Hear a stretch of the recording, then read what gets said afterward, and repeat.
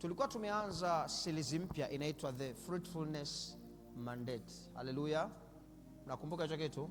The Fruitfulness Mandate. Au kwa lugha ya Kindengeleko kilichochangamka tukasema agizo la kuzaa. Haleluya. Na tukaonelea kutokea kwenye Isaya 61 mstari wa 1 mpaka wa 3. Tunaona pale muamini anafananishwa na mti. Muamini anafananishwa na nani? Tuliona pia kwenye Zaburi 1 mstari wa 1 mpaka wa 3 kwamba sisi ni kama miti iliyopandwa kando ya vijito vya maji inayozaa matunda yake kwa wakati wake. Kama mnanielewa sema amen. Pamoja na kuona kwamba muamini amefananishwa na mti hapo kwenye Isaya 61 mpaka 3 na Zaburi 1 mpaka 3, tukaona pia moja kati ya sifa ya lazima kwa mti sio kuwa na majani yanayopendeza. Moja kati ya sifa ya lazima kwa mti ni kuwa na matunda.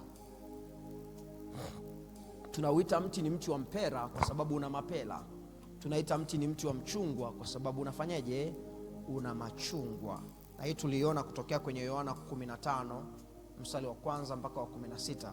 Mstari wa 16 pale tunaonyeshwa kabisa kwamba sisi tunapaswa tuzae, sawa?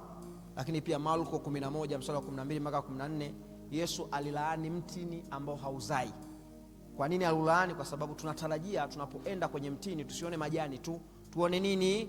Matunda. Lakini pia tuliona Zaburi 92:13 mpaka 14, moja kati ya sifa ya muamini ni kwamba huwa anazaa matunda hata wakati wa uzee. Tumeelewana? Lakini pia utaenda Isaya 5:1 mpaka 7, utaona Mungu analalamika kuona alipanda mzabibu ambao hauleti matokeo. Kwa kama wewe ni mti lazima uzae nini? Matunda. Na nikaongezea zaidi kwenye Yohana 15:1 mpaka 16, tukasema kuzaa matunda is not an option. Sio issue ya kimachaguzi kwamba naweza nikazaa au nisizae.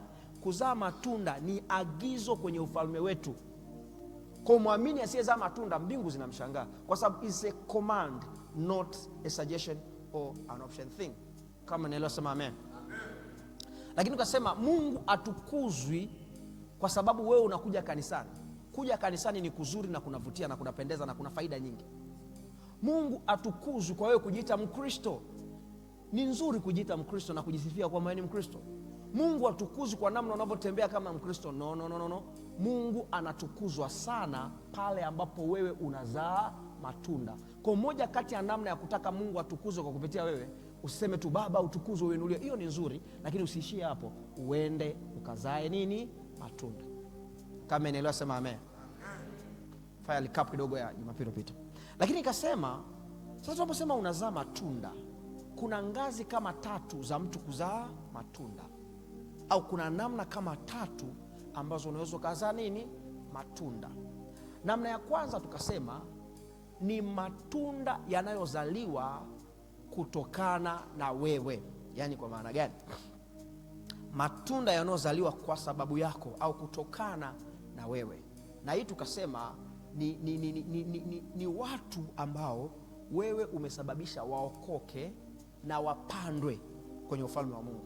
Watu wa aina hiyo wote wanaitwa matunda. Wewe ndio umewazaa. Umeelewa? Yaani kwamba wewe kuwa sababu ya watu kuokoka na kupandwa kwenye nyumba ya Mungu, kupandwa kwenye ufalme wa Mungu. Manake rohoni unahesabika wewe umezaa nini? Matunda. Na ndo last Sunday tukawa tumekazia sana hapo. Haleluya. Na tukawa tumeonelea kwa nini tusababishe watu waokoke. Jambo la kwanza tukasema tunawaokoa na hukumu ya milele ya siku ya mwisho. Lakini jambo la pili tukasema wokovu ni nguvu inayomtoa mtu kutoka kwenye utawala na uonevu wa nguvu za giza. Tumeelewana vizuri? Lakini tukaonelea sababu namna kadha wa kadha ambazo wewe ukifanya unakuwa sababu ya watu kuokoka. Au kwenye mtu akitokea ameokoka kwa sababu ya kufanya hivyo, manake wewe umehusika na huyo ni sehemu yako. Kwa mfano tukasema kuomba kwa ajili ya watu waokoke na watu wakae kanisani. Ukifanya hivyo, yoyote ambaye utakuwa sababu ya kukaa, manake huyo ni matunda ambayo yametokea kwako. Tumeelewana vizuri? Lakini jambo lingine tukasema ni wewe mwenyewe kuhubiri kabisa. Kuhubiri sio kusema haleluya, kuongea habari njema za Yesu kwa namna yako itakuwa sababisha mtu mwingine aokoke. Sio umenielewa kusema? Umenielewa kusema? Sio kushika tu maiki mtaani. Hiyo nayo ni nzuri, lakini hata kuongea tu na watu kwenye bajaji, kwenye nini, mnapiga tu stori za kawaida, lakini ukawa sababu yeye kufanyaje? Kuokoka. Hayo ni matunda ambayo mfanyaje? Umeyazaa. Lakini pia tukasema unaweza kuwa sababu ya watu kuokoka kwa kuwaleta mahali ambapo wanahubiri injili au wanafundisha kweli ya neno la Mungu. So manake mgeni akija akaona kabisa this right place, akaokoka, akapandwa, manake huyo mtu wewe ndio umesababisha aokoke, manake huyo ni matunda ambayo ni matokeo yako wewe. Do you get what I'm saying? Lakini pia tukasema unaweza kuhubiri injili kwa kutoa sadaka yako. Kutoa sadaka yako kwa watumishi wa Mungu kwa ajili ya maisha yao, lakini pia kutoa sadaka yako kwa ajili ya huduma walizobeba. So maana yake akija mtumishi wa Mungu ana mkutano, ukatoa sehemu ya sadaka yako, maana watu wakiokoka na wewe ni part and parcel ya kuvuna hao watu. Ukatoa sadaka yako kwa ajili ya kanisa kujengwa, ukatoa sadaka yako kwa ajili ya vyombo kununuliwa, au ukanunua vyombo, ukanunua kitu fulani kanisani. Maana kwa Mungu akiangalia, kwa maana ya watu wengi tukiangalia tunaona kama wachungaji ni kama ndio wanafanya kazi hivyo, lakini siku tukienda mbinguni you'll be surprised.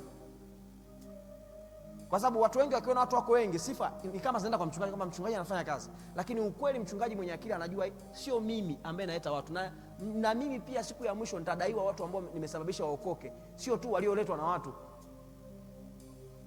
Tumeelewana? Kwa sababu kwenye ufalme wa Mungu hawalipi wachungaji, wanalipwa watendakazi. Kwenye ufalme wa Mungu hailipi title na position, haulipi kwa sababu wewe ni askofu, hauheshimiwi kwa sababu wewe ni mtume. Kwenye ufalme wa Mungu kinachoheshimiwa na kulipwa ni kazi. Do you get what I'm saying? Sasa namna ya pili ambayo tulisema kwamba unazaa matunda, tukasema ni matunda yanayozaliwa kutoka ndani yako. I'm just doing a recap. Ni matunda yanayozaliwa kutoka ndani yako. Na nikasema matunda yanayozaliwa kutoka ndani yako yamegawanyika kwenye makundi matatu. Kundi la kwanza ni kuzalisha vipawa, vipaji na karama zote zilizo ndani yako. Giftings and talents. Kutoka ndani yako hayo ni matunda ambayo Mungu anatarajia yatoke. Lakini pia nikasema ni kuzaa maono ya kiungu yaliyo ndani yako. Kila maono ambayo Mungu ameweka ndani yako ukiyazaa, maana yake umekuja na matunda kwenye kizazi chako. Na nikasema ni kuzaa kila wazo la kiungu lililokuja ndani yako. Ukifanya hivyo, maana yake umezaa matunda kutoka wapi? Ndani yako. Hayo matunda utakayozaa Mungu atatukuzwa. Kama umeelewa sema amen. Lakini pia nikisema kuzaa matunda namaanisha matunda yanayoonekana ndani yako. Yale yalikuwa yanatoka ndani, yanaonekana wapi? Ndani yako. Haleluya. Na hii nikatumia lugha nyepesi nikasema ni matunda ya tabia ya Kristo ndani yako. The fruits of Christ-like characters. Haleluya. Haleluya. Bwana mmepoa vipi? Bwana mmepoa. Au mimi ndo nimepoa? Okay, sawa. Twende Mathayo 7:15 mpaka 20. Mathayo 7:15 mpaka 20. Naomba ufungue hapo Biblia yako.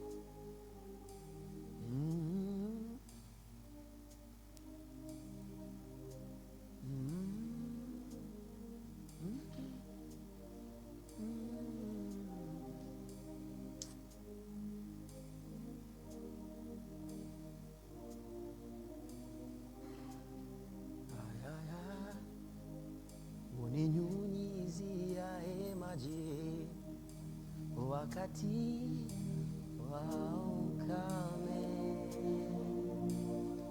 uachi ninyauke, na kupenda. Inasemaje? 1, 2, 3. 1, 2, 3. Yazalini na manabii wa uongo, watu wanaowajia wamevaa mavazi ya kondoo, walakini kwa ndani ni mbwa mwitu wakali. Subiri hapo kwanza. Tujazali na watu gani? Nipunguzie kidogo instrument. Tujazali na nani? Manabii wa uongo. Ni watu wanakujaje? Wamevaa ngozi ya kondoo, lakini ndani ni nani? Ni mbwa mwitu, tena wakali. Yaani maana yake ni hivi. Yaani unashangaa anakuja kondoo. Sawa? Unanielewa ninachosema? Bwana una nini? Dani. Unakuta ni kondoo anakuja kabisa, kondoo kabisa anakuja. Unashangaa huyu kondoo akiona swala amepita, unashangaa anatoka udenda, unasema kondoo. Do you get what I'm saying? Yaani kwa nje amevaa ngozi ya nini? Ya kondoo, ila ndani ni mbwa mwitu. Akiona majani wala ana time nayo. Akiona kuna kang'ombe kamepita hapa, unashangaa anakaangalia, ila anajua sasa nimevaa kondoo, unajua taonekanaje? Kondoo anakula nyama. Alafu anaendelea kidogo pale chini, anasema kwa namna ya nje walivyovaa hauwezi kuwagundua, kwa sababu ni kama kondoo kabisa. Do you get what I'm saying? Nini kitakachosababisha tujue kwamba huyu sio kondoo, huyu ni mbwa mwitu? Mstari wa 16 anasemaje? Mtawatambua kwa matunda yao. Kwa nini? Je, watu huchuma zabibu katika miiba au tini katika mibaruti? 17, hivyo hivyo kila mti mwema huzaa matunda mazuri na mti mwovu huzaa nini? Matunda mabaya. Alafu mstari wa 18, mti mwema hauwezi kuzaa matunda hata ungetaka, hauwezi. Hata ungetaka mweje? Hauwezi. Wala mti mwovu kuzaa matunda mazuri. Ndipo sa kwa matunda yao mtawatambua. Kwa hiyo kumbe, tukitaka kujua wewe ni uko kwenye kundi la aina gani wa watu, hatuhitaji utuambie. Tunahitaji tuone aina fulani ya matunda ndani yako, na hayo matunda ndio yatakayotupa sisi tafsiri ya wewe uko kundi gani.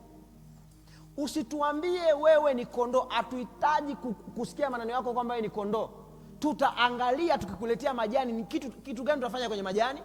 Tutaangalia tukikuletea mbuzi, utafanyaje ukiwa na mbuzi. Hatutaki wewe utuambie umeokoka. Hatuhitaji utuwekee bango hapa nimeokoka. No sir. Hatuhitaji utuimbie nyimbo za kuonesha umeokoka. Hapana.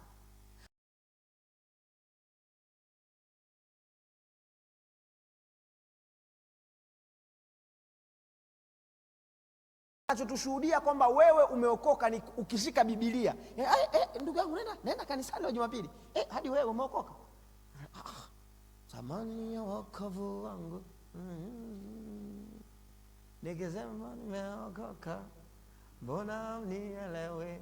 Nikisema nimependa mimi, mbona mwanishangaa? Ukiona mpaka tunakushangaa. Sasa hiyo nyimbo haina shida. Nyimbo kama nyimbo mimi sina shida nayo. Nina shida na mtu akiwa anaimba hiyo nyimbo. Nyimbo kama nyimbo sina shida nayo. Yaani kama wewe una pale ofisini watu wanasema hadi wewe, afu una mind nimeokoka, asiyeamini hilo ni pepo, tumuombee kwa unahitaji kuniombea mimi ili nikubaliane kwamba umeokoka? Uone kama kuna shida hapo? Do you get what I'm saying? Kwa leo nataka nifundishe kitu kirahisi tu. Christ like character. Hicho tu kitu kirahisi. Na nasema hivi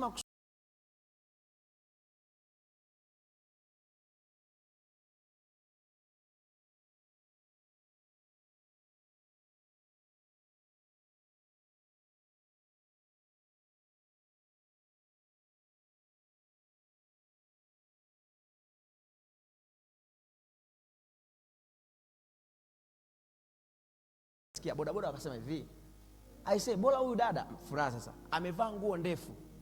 Kuna wengine wameingia huko ndani, tunashindwa kutofautisha kati ya wao na wanao kama mafiati. Alafu mtu huyo ambaye bodaboda ameshindwa kutofautisha kati ya yeye na anaye kama fitumenielewa nikisema hivyo huyo mtu aende amhubirie bodaboda aokoke. Hapo unapigwa kamba tu, yani uhitaji yani mwisho wa siku ushaelewa nani ambaye.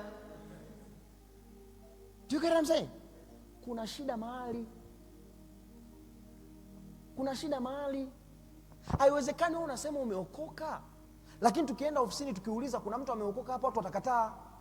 Watasema tu kuna mtu ambaye anaendaga kanisani, ila kwamba ameokoka hatuna uhakika.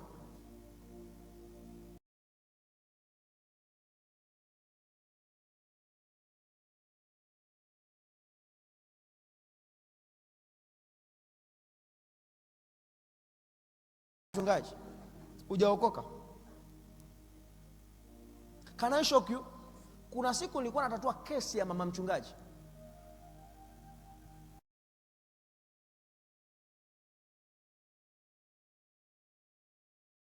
Shinda hii. Unajua mimi ni mtu wa mambo ya ndoa, lakini mpaka nasema imenishinda, unapaswa uelewe nishinda. Ikabidi tukaenda nikijitahidi kupangua kumsaidia. Baadaye ikabidi nimuulize swali rahisi, nikamwambia samahani mama, naomba niulize tu swali rahisi. Umeniambia mume wako ni mtumishi wa Mungu? Akasema yes, ni mtumishi wa Mungu. Ni mchungaji ana kanisa. Ndio, wow, well good. Je, mume wako ameokoka? Aliniambia hivi, kusema ameokoka siwezi kumsemea. Subiri kwanza. Ni mchungaji wa kanisa la Kilokole. Mke wake anasema hivi, mimi hamna. Yaani kusema ameokoka siwezi kumsemea. Nikamwambia unamaanisha sasa? Akasema yaani nyumbani kwetu, tukiwa nyumbani hajai kuomba. Mchungaji huyo anasema akiwa madhabahuni anaomba. Hii ni hatari. Ila hajawahi kuomba na hataki atakuomba na mimi. Sijamuona akisoma Biblia, sijamuona akiomba. Yaani najiuliza hata uchungaji mweka. Yaani sielewagi, lakini ndo mke wake mimi. Kama unadai umeokoka, lakini wadogo zako na kaka zako hawawezi kuprove kwamba umeokoka, hujaokoka vizuri wewe. Na unaweza kuwa hujaokoka. Hata tuna changamoto ya watu ambao sio kama hawajaokoka kimsingi, wameokoka lakini hawajawahi kulipa gharama ya kuchonga tabia zao. The saddest part of it ni kwamba tabia sio kipawa. Tabia njema haiokotwi barabarani. Tabia njema inatengenezwa with time. Ndio maana tuna watumishi wazuri wengi sana, wana vipawa vizuri sana, wanaweza kuwa wakihubiri, watu wanafunguliwa, wanapokea, wanaponywa, lakini baada ya kumaliza kutabiri na kuprofesize, wanachukua namba za wadada, wanaanza kuwatongoza. Unadhani si watumishi wa Mungu? Ni wa Mungu kabisa, amini usiamini. Sema ni watumishi wa Mungu wenye lawama. Haujai kukutana na binti mmoja anaongea na mtu mzima kama baba yake, anamuongelea kama mtoto kwa sababu tu huyu baba ni maskini? Haujai kuona mtu kwa sababu tu yeye ana nafasi kwenye ofisi anakutana na mlinzi ambaye ni kama babu yake, lakini the way anaongea naye unajiuliza, are you born again? Kuna shida mahali. Shimna ni anachokisema. Hamjai kukutana na mtu ambaye anadai ameokoka, lakini namna anavyovaa wewe mwenyewe unapata shida kusema tumeokoka naye.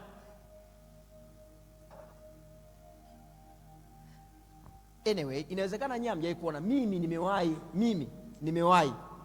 Yaani kuna mtu amevaa mapaja yote kama vipaja vya kuku, vyote vidali, vyote viko nje. Unaona kabisa paja hili hapa. Maziwa kama ananyonyesha kituo cha yatima, yuko hivi kabisa. Ni mdada kabisa, anatembea na hana wasiwasi. Afu anakuambia Mungu anaangalia nini? Moyo. Na mimi namwambia sisi tunaangalia nini? Nje. Tunaangalia mwili. Hatuna lenza kuangalia moyo wako. Ukisema hivyo anasema wewe acha kuhubiri mavazi, acha kuhubiri ya mambo, acha watu waje kanisani tu watabadilika. Brother and my sisters, let us not fool ourselves. Kuna mambo tusipoyaongea, tusipoelekeza watu namna ya kutengeneza tabia, tutakuwa na Wakristo wanaokuja kanisani, wanatoa zaka vizuri, wanatuita daddy, papa, baba, my prophet, my man of God, lakini wanakuja ofisini wakiwa wamevaa uchi, wanakutega mchungaji. Na sio lengo lao wakutege. Yeye anaona is normal. Tangia hapo mchungaji mwenyewe naye ndo wale tu. Sasa hapa siongelee watu na kuzungumzia wewe. Kwa sio katoa jicho kasema na kuzungumzia wewe, ila na kuonesha upana namna ambavyo hili jambo limekaa alijakaa vizuri. Do you get what I'm saying? Umeelewa vizuri? Yes.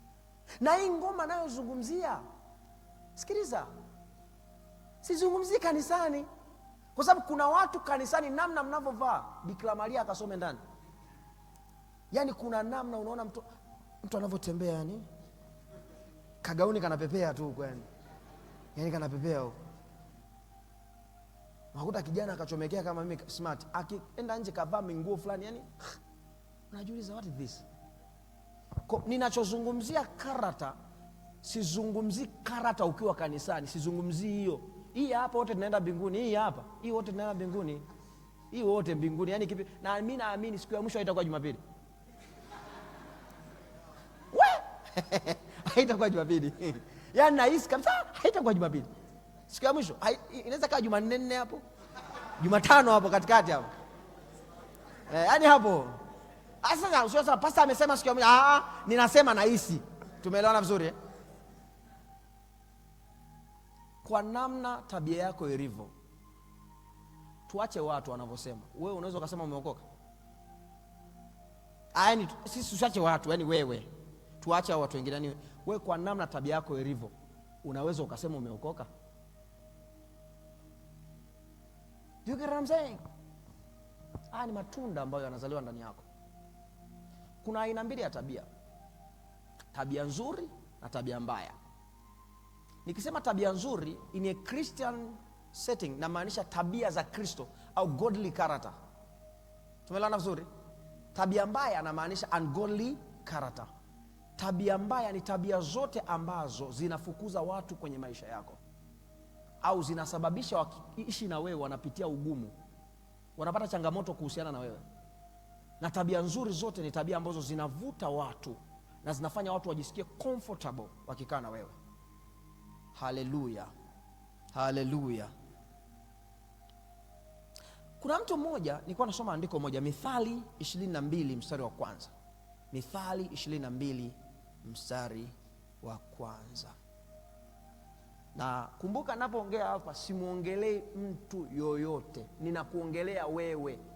Tumeelewana vizuri eh? So usije kwa unachukua anasema hii sio langu natupa nje.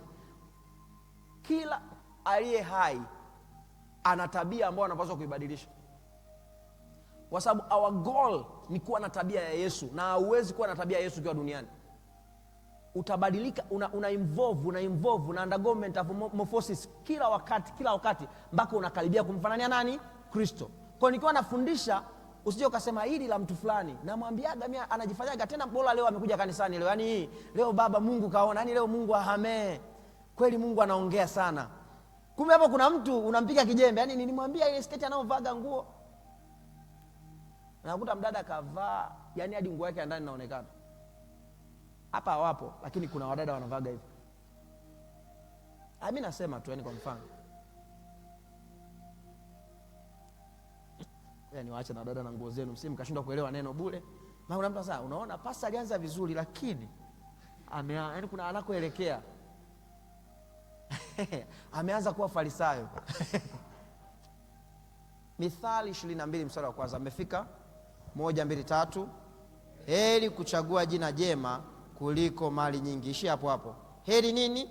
Kuchagua jina jema kuliko mali nyingi. Yaani unajua ukisoma Biblia usiende haraka pause. Heri is the blessed. Kuchagua jina jema kuliko nini? Mali nyingi. Kumbe kuna jina jema, kuna mali nyingi, sawa? Alafu kuna machagulio, ndo unachagua jina jema au mali nyingi. Na ninaposema jina jema, ukisikia mnasema jina jema, kama sasa hivi tungekuwa tunatumia lugha ya sasa hivi tungesema reputation. Tungesema hivi brand. Umeelewa? Yaani kwa lugha nyepesi, jina jema ni nini kinakuja kwenye akili za watu jina lako likitajwa. Kuna watu wengine jina lako likitajwa kinachokuja kwenye akili za watu ni dogo mwenye kiburi. Kabisa, dogo ana kiburi. Au watu wengine jina lako likitajwa, sasa dogo si yuko chuo analinga, ngoja amalize. Ndio linakuja hivyo. Lakini kuna wengine jina lako likitajwa watu wasema dogo dogo ana Mungu yule. Ni mnyenyekevu sana. Sasa anasema katika hayo mambo mawili, mali nyingi na jina jema, kama ukipewa nafasi ya kuchagua, chagua jina jema. Unajua anayeongea ni Suleimani, ni mtu mwenye hekima aliwahi kuishi duniani naamini anaweza akawa ni wa kwanza ukiacha Yesu. Anakwambia kuliko mali nyingi chagua jina jema. Mali nyingi huwa anazijua, amewahi kuwa tajiri sana, kwa anajua anachokisema. Na anaposema jina, kiukweli anachomaanisha ni character. Hii jina jema maana yake character. Choose a good character. Nikaa nawaza, Suleiman alikuwa anawaza nini mpaka akasema tuchague jina? Yaani mimi kweli nione madhahabu hapa alafu niambie na jina jema. Mimi niache madhahabu niende kwenye jina? Kama ambavyo kuna watu wako tayari kuharibu, mtu yuko tayari acheze uchi mtandaoni ili apate hela, maana yake ajui thamani ya jina jema.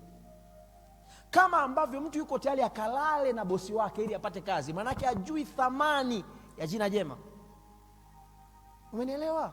Kama ambavyo mtu yuko tayari kula hela ya kujengea hospitali ili aende akajenge nyumba yake, ni kwa sababu ajui thamani ya jina jema. Kama ambavyo mtu yuko tayari alale na lecture ili apitishwe mtihani mmoja apate C, ni kwa sababu ajui thamani ya nini? Ya jina jema. Mbona bibi?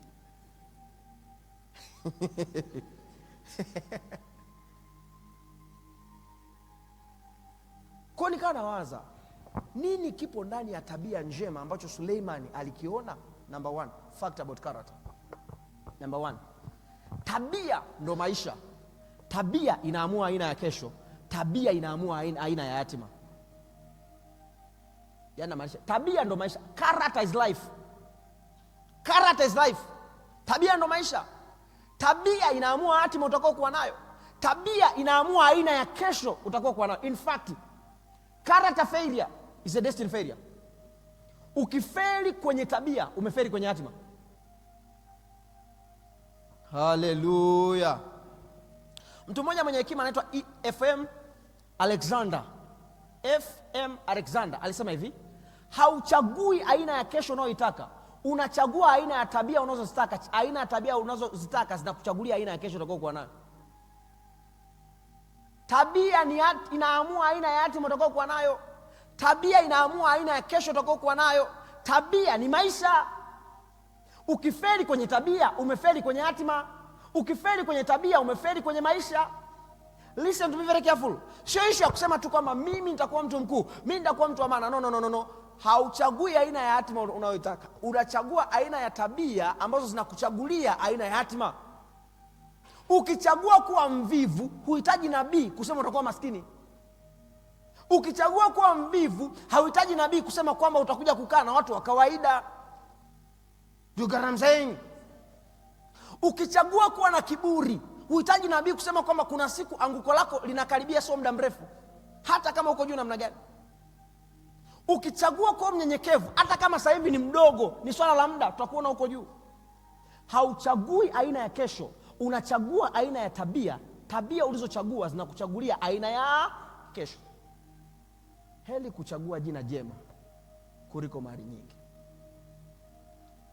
Jambo lingine, tabia itakupeleka mahali ambako vyeti haviwezi kukupeleka. Thank you Holy Ghost. Tabia itakupeleka mahali ambako vyeti vya darasani haviwezi kukupeleka, na tabia mbaya itakutoa mahali ambako vyeti vya darasani vimekupeleka.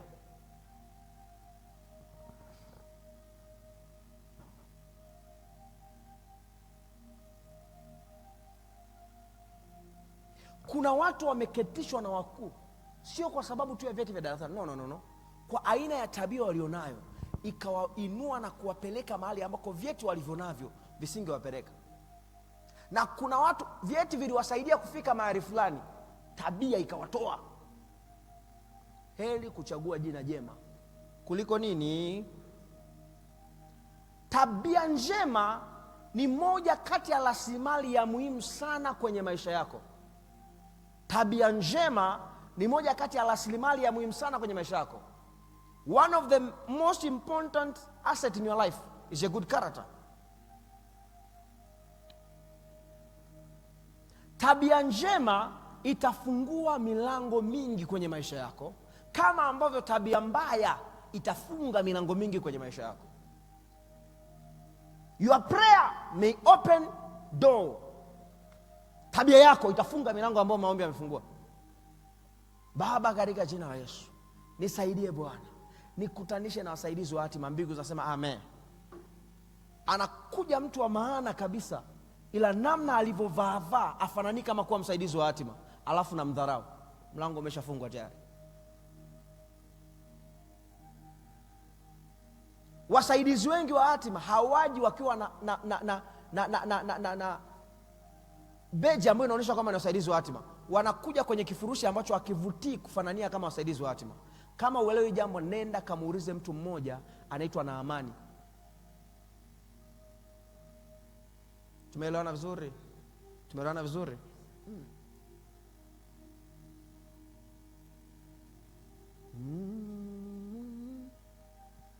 Nifanye kama wewe, unifinyange, nifanye kama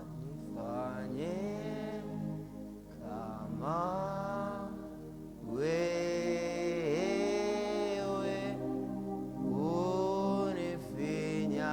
unifinyange, wakinitazama,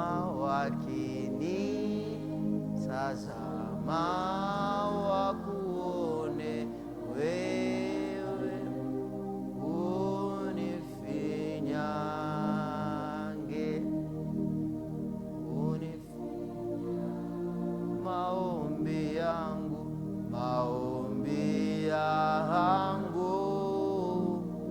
yafike kwako, moyo uliopondeka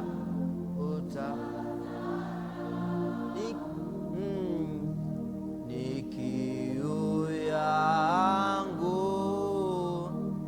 ni haja yangu, nifanane nawe,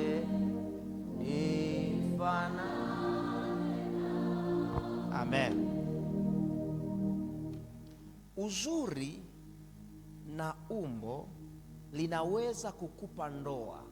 Tabia ndio itakayoamua ukae kwenye ndoa kwa amani au usikae, au ukae kwa stress.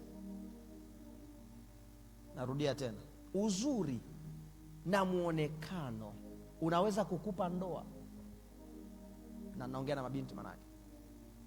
Lakini aina ya tabia ulionayo inaweza kuamua utakaa kwa muda gani kwenye hiyo ndoa, au ukae kwa furaha au kwa stress kwenye ndoa. Ndio maana wanawake wote wenye hekima, kabla ya kuwa na tamanio la kuingia kwenye ndoa, huwa wanalipa gharama ya kuchonga kila tabia ambayo inaweza kuhatalisha ndoa zao. Wakati huo wanajenga kila tabia itakayosababisha wawe na ndoa zenye furaha. Kama uelewi jambo hili, nenda kasome kitabu cha Esther. Esther 1 mstari wa 10 mpaka wa 12. Esther 1 mstari wa 10 mpaka wa 12. Kuna mtu mmoja, mwanamke mmoja anaitwa Vashti. Sawa? Na kama unafahamu kwamba Biblia uwaga iongee uongo na uwaga haina ku exaggerate. Moja kati ya sifa ambayo tunaiona kwa Vashti, alikuwa ni mwanamke mzuri, na Biblia inaendelea mbele kutuonesha moja kati ya uzuri wake ulikuwa ni nini? Alikuwa mzuri wa uso. Kama tungekuwa tunasema sasa hivi tungesema alikuwa ni piskari. Piskari. Very beautiful lady. Alikuwa ni dada mrembo, mdada mwenye umbo zuri. Na ukitaka kujua Vashti alikuwa ni mzuri na mwenye umbo zuri, angalia mfalme baada ya kuwa kuna namna amekuwa, akasema no, nyie hamwezi kujua mfalme anavyojua kuchagua. Ngoja niwaoneshe mfalme anavyojua kufanyaje kuchagua. Hebu kanitieni Vashti aje hapa, aje aoneshe uzuri na ulembo, namna ambavyo mfalme nilitulia kwenye kuchagua. Remember, wafalme wa zamani walikuwa sio kama anatoka anaoa mwanamke mmoja aliyemuona Nosa. Ndio maana unagundua pale story ya Esther, wanaletwa wanawake wengi, alafu mfalme anachagua mwanamke mmoja. Sitaki kuingia kwenye details huko, lakini anachagua mwanamke huyu mmoja. Hata ukiletea wanawake, na hapo sio kwamba wanaletwa tu, wanawake ambao wanajiamini kwamba sisi ni wazuri kwenye mji ndio wanaenda kufanya yaani kama ukikaa ukijiangalia na mimi ni mzuri, unaingia kwenye, na sio tu unaingia, kuna nama na ukitoka pale ni chuma kimetulia. Kwa mfalme anataka niwaoneshe kama nitulia kwenye kuchagua. Vashti alisahau yeye ni malikia kwa sababu ameolewa na nani? Na mfalme. Kama ambavyo wanawake wengi wanawadharau waume zao, wanasahau kitu kimoja, kwamba wanaitwa wake kwa sababu wameolewa. Kama ambavyo wafanyakazi wengi wanadharau mabosi wao, wanaitwa wafanyakazi kwa sababu kuna kampuni imewaajiri.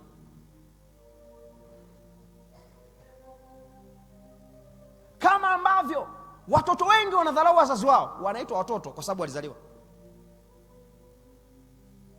Kosa moja, Vashti was very beautiful, akapokea ndoa, tabia ikamtoa kwenye ndoa kwa aibu. Yule aliyekuwa malkia wa mfalme, ghafla leo tunamwona amerudi nyumbani, hana cha kujivunia, maskini kama maskini wengine, uzuri wake ukawa sio kitu. My brother, fedha, nafasi zinaweza kukupa aina fulani ya mwanamke akasema napenda niolewe na ukaka kwa sababu ni daktari, kwa sababu ni mchungaji, kwa sababu ana nafasi fulani, lakini kitakacho kusaidia kutunza ndoa ni tabia. Nimejifunza practically, ndoa njema ni matokeo ya watu wawili, mwanamke mmoja na mwanaume mmoja, ambao kabla ya kuingia kwenye ndoa walipa gharama ya kuchonga tabia zao, na baada ya kuingia kwenye ndoa wana posture ya kuendelea kujitengeneza tabia zao mpaka wamfikie Kristo. Nje ya hapo lazima ndoa iwe mbaya.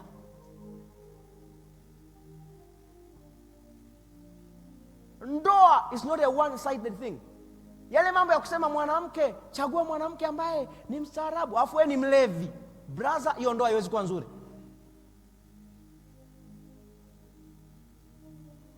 Unakuta mwanamke anaambia wewe mvumilia tu mume wako, wanaume ndo walivyo. Nisikilize, hata kama atakuwa mvumilivu, ni kuhakikishia hamwezi kuwa na ndoa nzuri. Kwa ndoa nzuri ni matokeo watu wawili ambao wameamua kujichonga nini? Tabia. Ni bora waoane watu ambao wanaonekana wana sura mbaya ila wana tabia nzuri, watakuwa na ndoa nzuri, kuliko waoane watu ambao wanaonekana handsome na beautiful girls hapa mjini alafu tabia zao ni mbovu, wanaachana kesho asubuhi. Kwa pasta akasema kuna watu wabaya. Hapana, kila mtu ni mzuri kwenye macho ya mtazamaji. Sema amina. We got to balance. Kila majira ambapo unatengeneza tabia yako, unaipendezesha hatima yako. Ndio maana kuna aina fulani ya tabia hata kama unazijenga sasa hivi, na kuna watu ni kama wanakutukana au wanakudharau, achana nao. Ni swala la muda, itakuja kujulikana ni nani ambaye alikuwa anafanya kitu cha maana na ambaye alikuwa anafanya kitu kipumbavu. Sasa hivi umeamua kusema, pamoja na hisia zote nilizonazo, nimeamua kama kijana sitazini mpaka nimeingia kwenye ndoa. Brother, utatukanwa. Brother, utaonekana wewe ni mshamba. Sister, utaonekana kabisa wewe unajifanya umeokoka, umepitilizia, wewe hujui mambo dunia inaendaje. Sister, ni kweli unaweza kudharaulika, lakini every time, every day unavyotengeneza tabia yako na kujichonga, unaipendezesha hatima yako. Kama inaelewa sema amen. Mtu mmoja, sawa. Tabia njema itavuta watu wa maana kwenye maisha yako, wakati tabia mbaya itafukuza watu wa maana kwenye maisha yako. Kwa ukisikia anasema heri kuchagua jina jema kuliko mali nyingi, kulikuwa na vitu vingi ambavyo wanaviongea kutokea kwenye sentensi moja. Kama inaelewa sema amen. Sema katika jina la Yesu ninapokea neema ya kujichonga. Katika jina la Yesu ninapokea neema ya kuua, ya kuharibu kila tabia mbaya kwenye maisha yangu, na napokea neema ya kujichonga tabia zangu kwa jina la Yesu.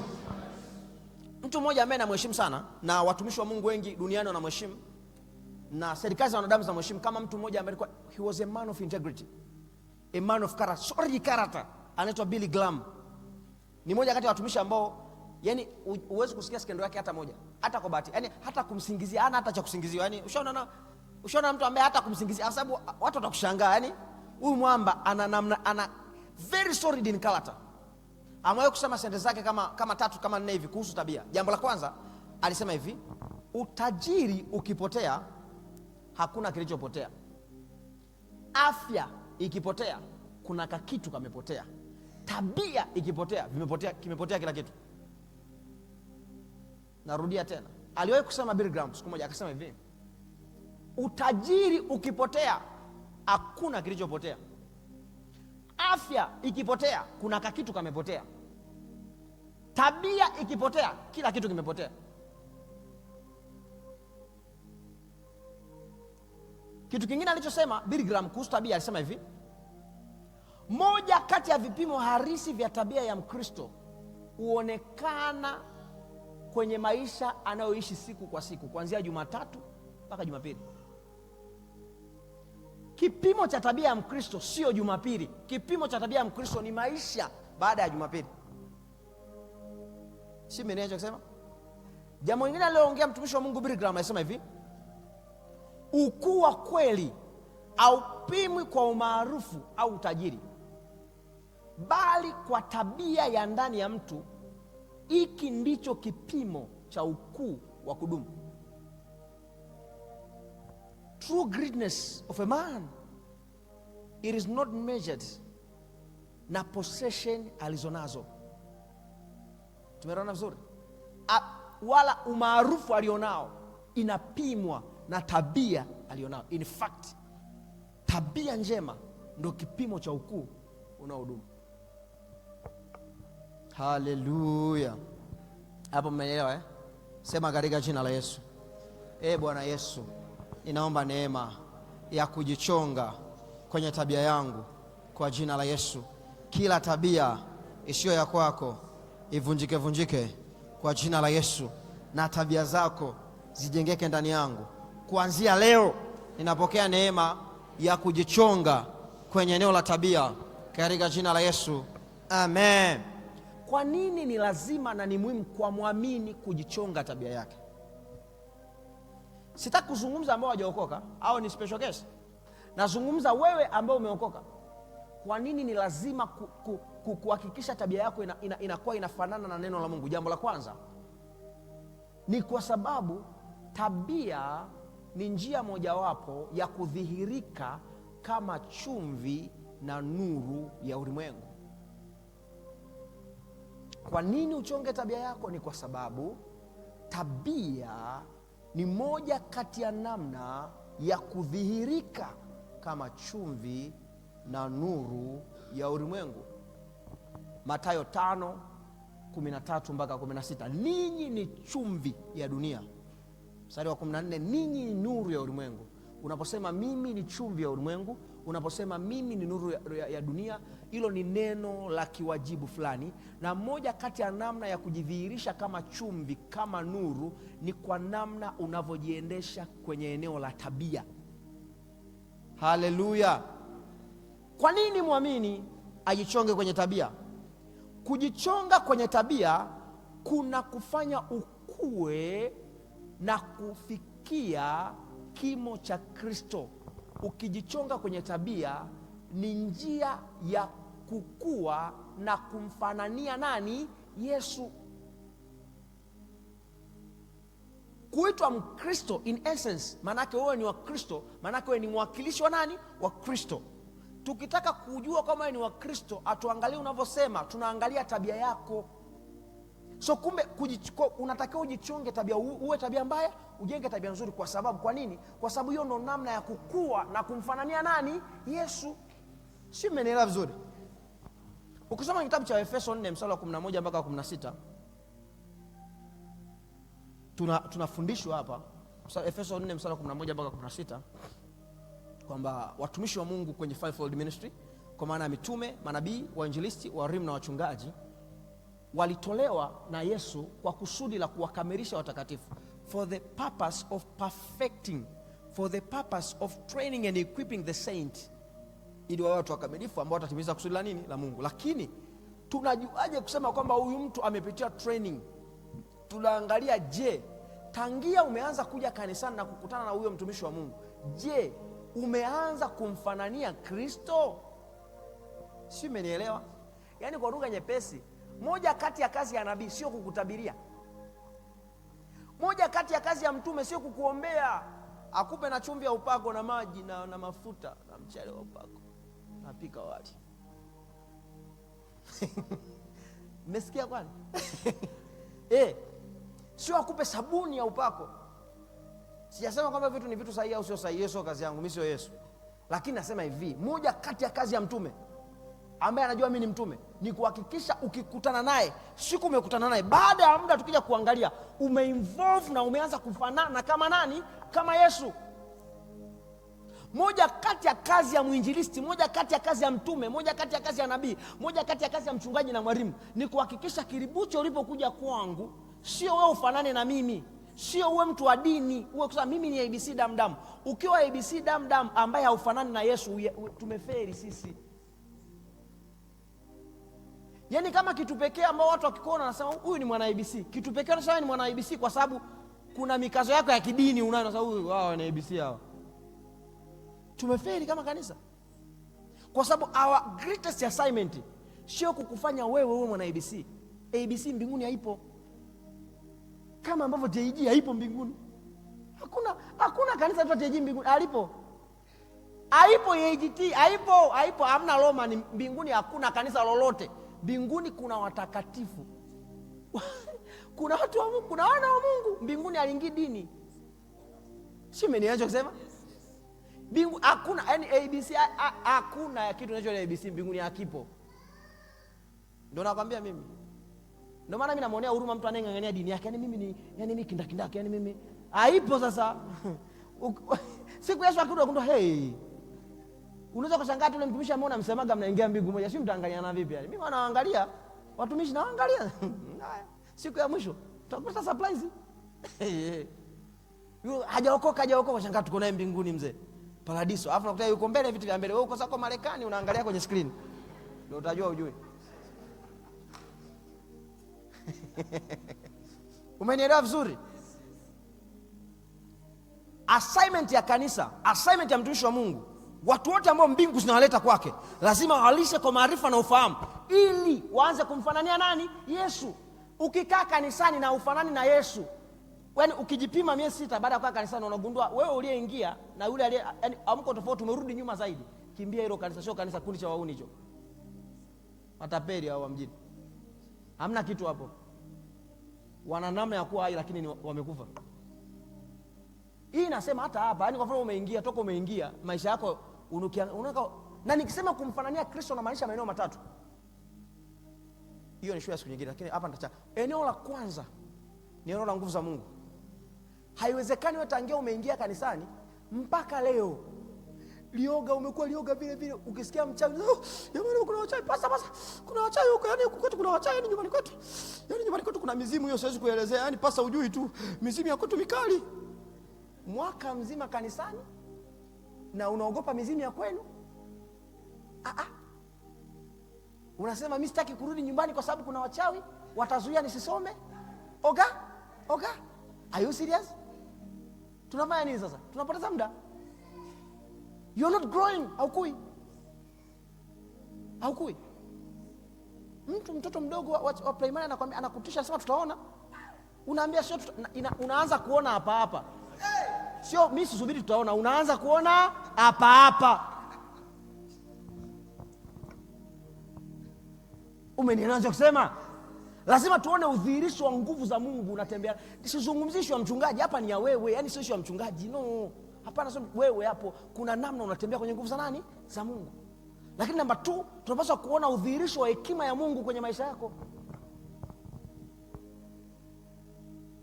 Unakuaje na hekima ya Kristo na pale ofisini kuna matatizo chungu zima na hakuna suluhu moja wapo ya kiungu ambayo mwaitoa hapo ofisini kwenu? Kuna matatizo kwenye familia yenu na hakuna suluhu yote ambayo mwaitoa kwa hekima ya kiungu? Tunataka tuone udhihirisho wa hekima ya nani? Ya Mungu. Do you get what I'm saying? Umenielewa vizuri? Yes. Sasa sio shule hiyo. Nikisema hivi namaanisha, yani kwa mfano, ngoja nitoe tu kwa sababu kuna mtu inamhusu. Yaani kwa mfano, kuna mtu yeye kazi yake analalamika tu, hatoagi suluhu. Ukiona umeona tatizo, jibu la hilo tatizo unalo wewe. Kazi yako ni kujiangalia, nafanyaje ilikuwa jibu la hili swali. Kwani nimesahau Gideoni? Kwani nimesahau hata Daudi? Yaani wadada wa vyuo ni wauni tu, wauni, yani mimi siwaelewi. Si wengine hatuoni, wewe ndio unaona peke yako. Tafuta suluhu ya kuwasaidia wadada wa vyuo wasiwe wauni. Na nikisema hivi, watu wengi inclination yao kubwa wanadhani ni mambo ya kiroho, yani wanadhani kwamba na maanisha mambo ya kawaida. Unaweza ukatengeneza program ya kuwasaidia warahibu wa pornography na masturbation, na humo ndani ya hiyo program kusiwe na mithali wala zaburi, ila msingi wa hiyo program ni mithali na zaburi. Si hata mtu angenielewa. Yani unaweza ukapropose syllabus ikaingia kwenye chuo haina mithali wala zaburi, lakini unajua mtu akipita kwenye pateni hii amepita kwenye zaburi na mithali.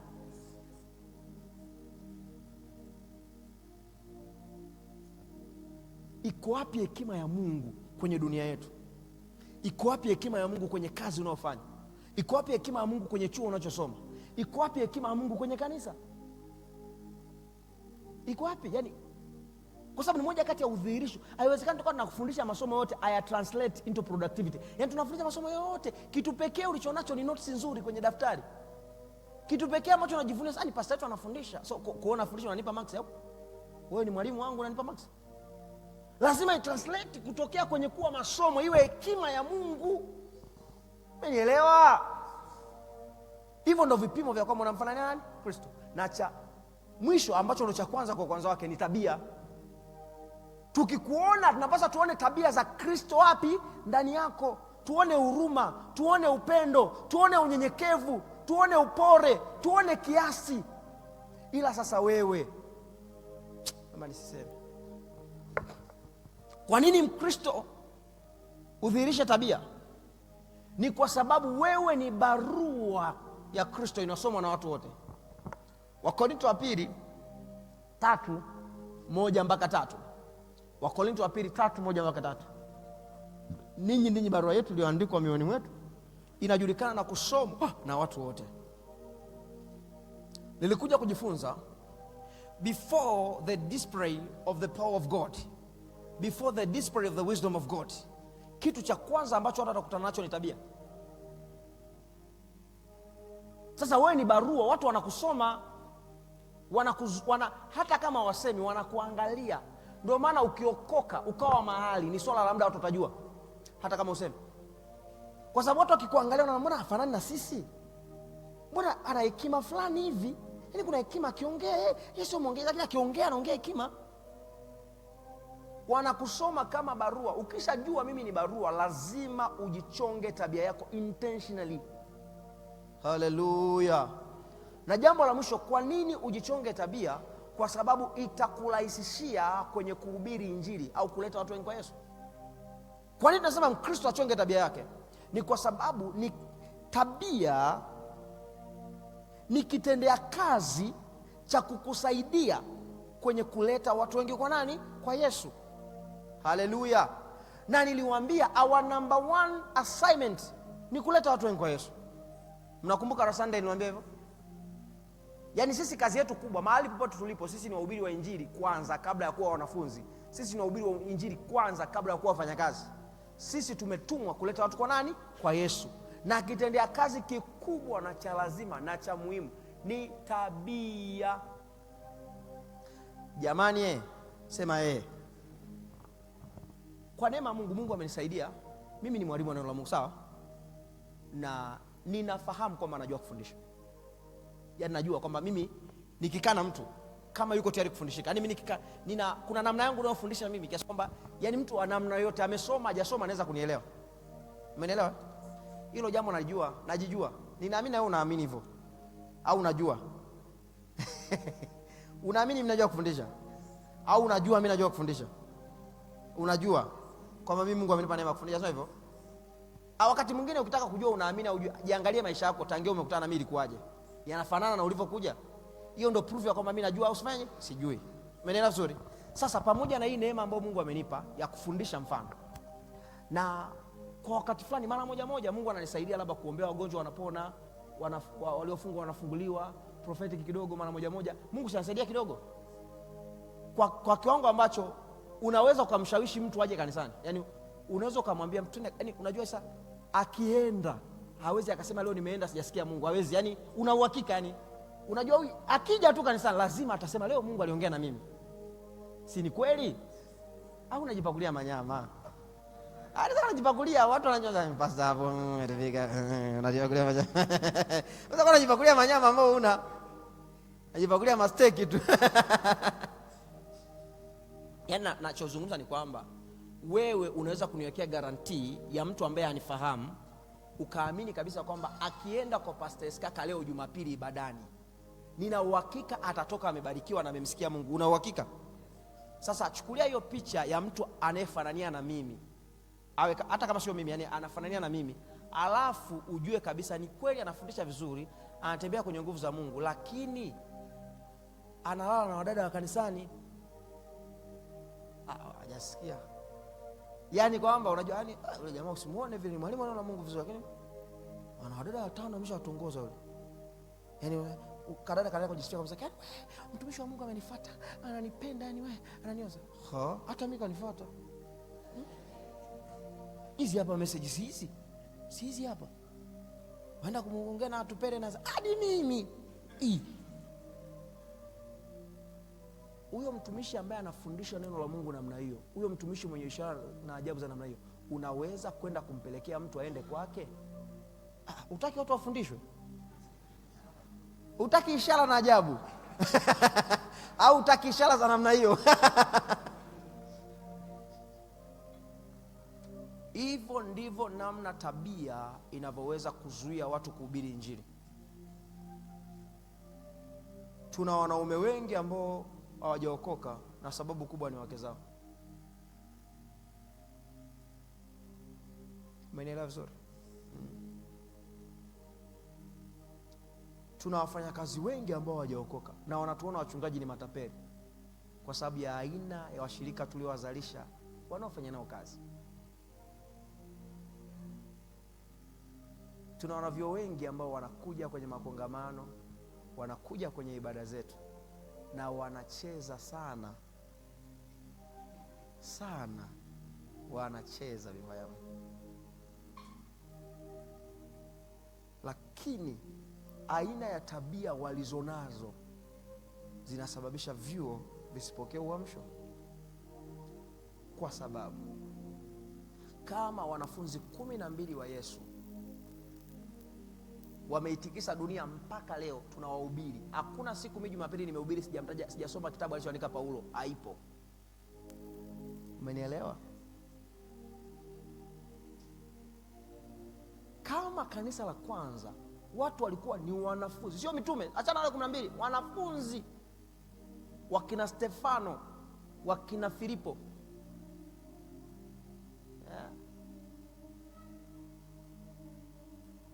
watu kama Anania huyu ambaye alisababisha Paulo akutane na nguvu za Mungu. Hakuwa mtume, alikuwa ni mwanafunzi wa Yesu. Akakaa kwenye chumba cha maombi mpaka Yesu ikabidi amtokee Paulo, akajua ukienda utakufa. Kuna kiumbe, kuna gatekeeper amekaa, huwezi kuingia, ameshajua unakuja na amepata sifa zako nyingi kwamba unaua watu. Yeye amesema afi. Yaani ama zake ama zako. Eza unakufa. Paulo kila kitu akimtokea bahati mbaya, kuna mwamba alikaa. Ukisikia Anania anapoongea na Bwana Yesu, unaweza kuelewa ule jamaa alikuwa ni hatari. Yesu anamwambia mimi siendi. Nimesikia habari zake huyo jamaa. Najua. Na hapa nilikuwa nimekaa mahali basi naambia Mungu, ama zangu ama zake. Mimi ni rungu la Bwana. Mimi ni silaha za vita za Bwana. Namtokea njiani kwa jina la Yesu.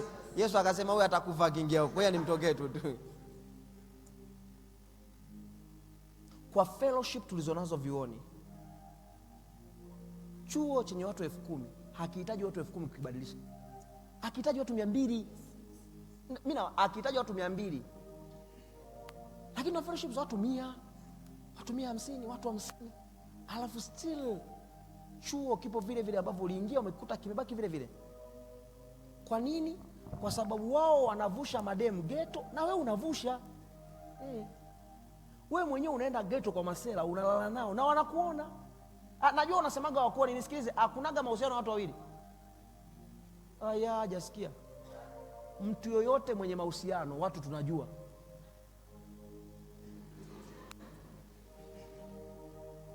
Yaani wewe jidanganye sasa, mimi niko kwenye mahusiano, hakuna anayejua kanisani.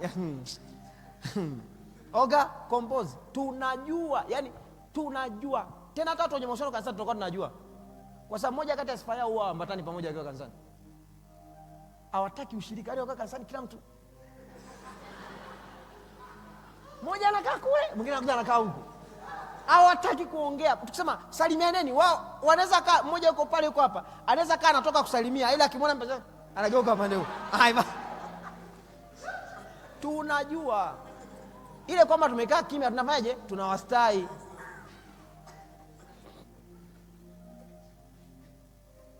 Sasa ukiwa fellowship ni mtu fulani very smart guy, lakini unajua kabisa una mademu 5 UDSM Dar es Salaam, una mademu una wanawake 3 wote unawapiga kama pia, unasema unajua nachagua, naangalia moja ikae nani anayefaa hapa. Mimi sio kama muuni, mimi nawachunguza tu.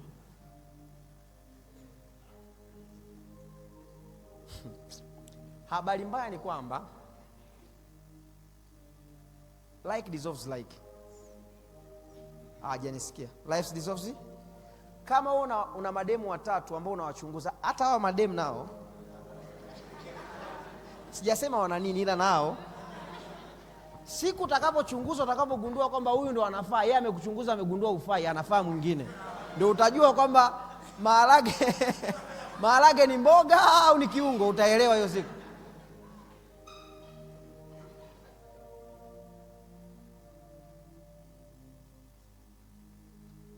Ndio maana watu waokoki.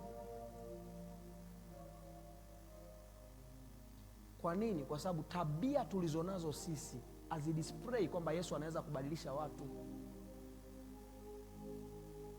Kuna watu wataokoka kwa sababu ya maisha yako ya jana walioyaona, wakiangalia na leo wanasema Yesu unajua kuna watu wanaweza kaja okoka ile swala labda anasema kwa kweli kwa ninavyomwangalia mshikaji Yesu anaokoka, yani wokovu upo. Yaani ile kwamba mimi sijaokoka imaanisha wokovu haupo. Wokovu upo. Na proof ya kwamba wokovu upo ni nani? Ni Yoktan. Huyu jamaa namjua, mimi namjua huyu nimekaa naye namjua. Sasa jamaa kabadilika. Ila wewe sasa. Unachohangaika nacho kikubwa wewe ni kuhakikisha watu wanaokujua wasijue ulivyo. Ndio unapambana, ni mapambano yako makubwa. Kuna wakati fulani miaka kadhaa nyuma nilikuwa napita mahali kule Iunga. Zamani nilikuwa ni mtu ambaye anatoka sana nini aenda nini mtaani. Ghafla nikiwa natembea nikainua hivi macho, nikamwona dada anakuja upande wangu. Namna alivyovaa, kama angekuwa ni Musa angeamuru ardhi ipasuke aingie, nikipita ainuke tena, kwa sababu alivaa vibaya, afu akawa anaona aibu. Pasta wake anakuja sasa, anajiuliza na mimi, unajua mimi nimekuona, usio kasasi ya kuona, na mimi sikueta ajizi, nikamwangalia, nikaendea safari, nikainuka tena kumwangalia, bwana nimekuona, usio kajibasi ya kuona, unajua mtu aelewe, bahati mbaya huku ukuta nyuma mbali, hapa inabidi aendelee wapi? Mbele.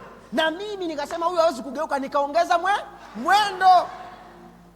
Na nikasema sitampita, huyu ni mshirika wangu, nikamsogelea alipo, nikamwambia Bwana Yesu asifiwe. Na namalizia mtumishi wa Bwana.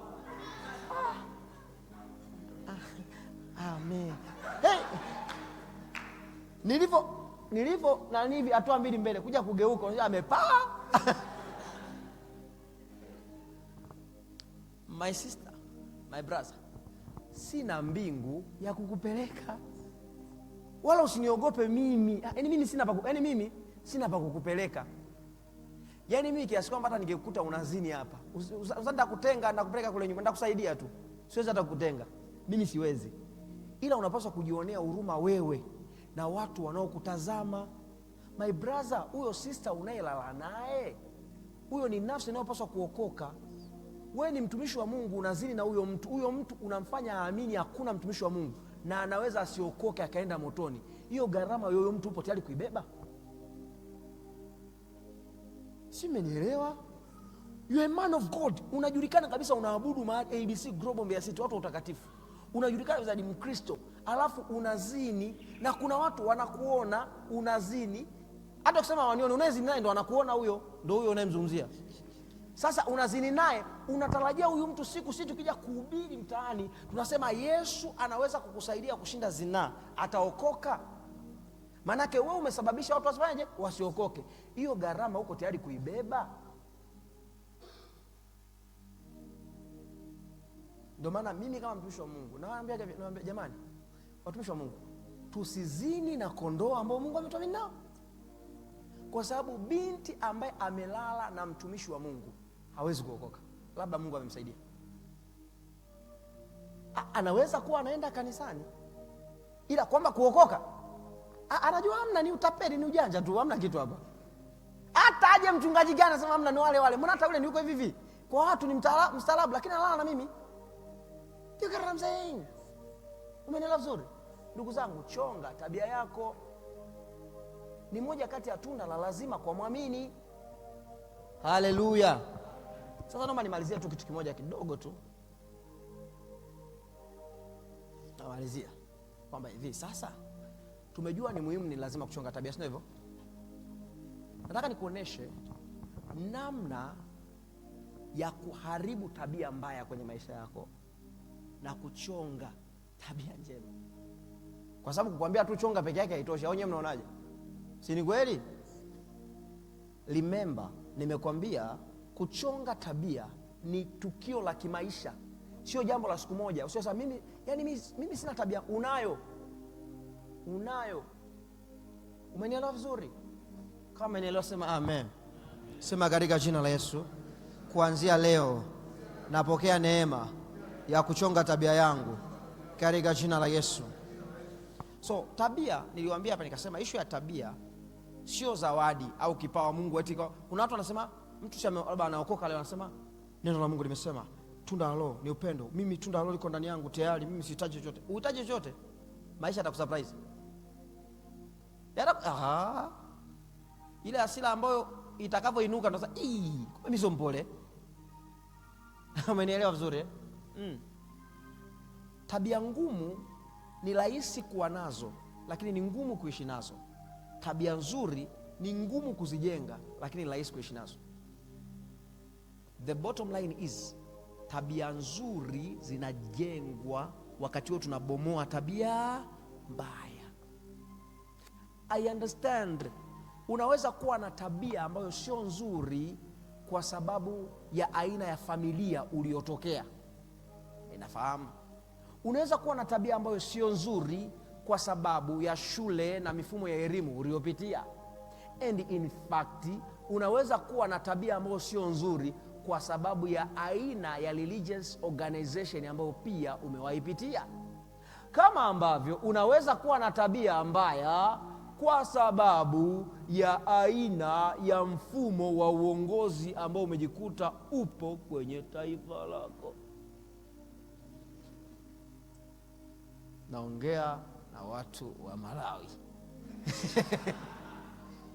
Yaani namaanisha hivi, kwa mfano kuna watu wamejikuta ni walalushwa. They have nothing to do with corruption, ila kwa sababu aina ya mifumo ilivyokaa, usipokula rushwa una kazi. Kwa akajikuta naye akaanza kula rushwa na akaona ni jambo la kawaida, ndo maisha. Ila imaanishi huo ndo uhalisia, ndo maisha. Manake hiyo ni kwa sababu ya mfumo wa kiserikali na kiuongozi ambao uko katika majira fulani. Kuna nchi fulani wanadai ukiwa na gari, ukiwa unatembea barabarani, hakikisha una 2000, una 5000 na 2200 ambao vingi. Mnalodi, mnachelewa kulodi nyinyi. Mnachelewa mno. Mnalodi mno, yani mnachelewa mtu amelodi anachelewa. Yaani nchi fulani ya Malawi, yuko Malawi si wapi, kuna nchi fulani ipo. Yaani hiyo ukiwa na gari, usihangaike, tembea na 2000, 5,500 ikiwa kubwa sana, 5,000 sembe zaidi hapo. Na ukisha kuwa na 2,000 na 5,000, usijali hata kama gari haina steering, wewe pita tu barabarani. Wewe usiogope, hamna kitachotokea, wewe pita tu. Haina breki, twende. Yani wewe usiogope, yani usijali, yani kuna nchi ipo. Yani kabisa, wewe hata kama gari bovu usihangaike, kubwa 5,000, 2,000 unazo. Ukiwa nazo hizo, wewe hata kama una chochote wewe, kwa kiwango ambacho hiyo nchi, hata kama gari lako liko vizuri kila kitu, hakikisha pia una 5,000 na 2,000, kwa sababu watakukagua hivyo vitu vyote salama mpaka uchelewe, ili yani wanajua kabisa wewe uko vizuri, ila watahakisha wanakuchelewesha ili uone tunacheleweshana bwana, utoe 2,000. Kwa kuna watu wamejikuta wameingia kwenye huo mfumo na wanadhani it's a normal thing. It's not a normal thing. Kuna watu ni wanaume wanaamini hauwezi kuwa na mwanamke mmoja na ukarizika, na kwa kuproof jambo hilo, kabla hajaokoka alikuwa hawezi kuwa na mademu 2, lazima wawe 3, 4, na anakuambia wote na wamudu na wajuani. Anakuambia mwanaume unakuja na mwanamke mmoja, na ana hiyo mentality ndani yake, anaingia kwenye ndoa kwa kijua sasa hakuna mwanamke mmoja anaweza kumlisha nani mwanaume. Ana hiyo mentality. Sababu kubwa ni nini? Mjomba wake ana wake 3, babu yake alikuwa na wake 10, baba yake ana wanawake 2 na michepuko 2 ambayo yeye anaijua, mama yake hajui, yeye anajua. Huyu mtu anadhani kuwa na mwanamke mmoja haitoshi. So kuna kitu ndani yake kimejengeka, kuna inafanya tabia imejenga ndani yake, bila kujali tabia yako imetokana na nini. Maamuzi ya kuendelea kuwa nayo au kuivunja yako ndani yako, na una kumlaumu, kwa sababu matokeo ya aina hiyo ya tabia hata yapata aliyekusababishia, unayapata wewe. Do you get what I'm saying? Jambo la kwanza kwenye issue ya kujenga au kubomoa tabia ni maamuzi binafsi. Maamuzi binafsi. Kuna watu tabia zao zimeendelea kuwashikilia kwa sababu hawaamini kama wana tabia mbaya, au wanajua wana tabia mbaya ila hawako tayari kuziacha. Mtu anasema hivi, wewe asila yangu ya Kikuria huijui wewe. Hata mimi ningekuwa asila sikuachi. Umenielewa?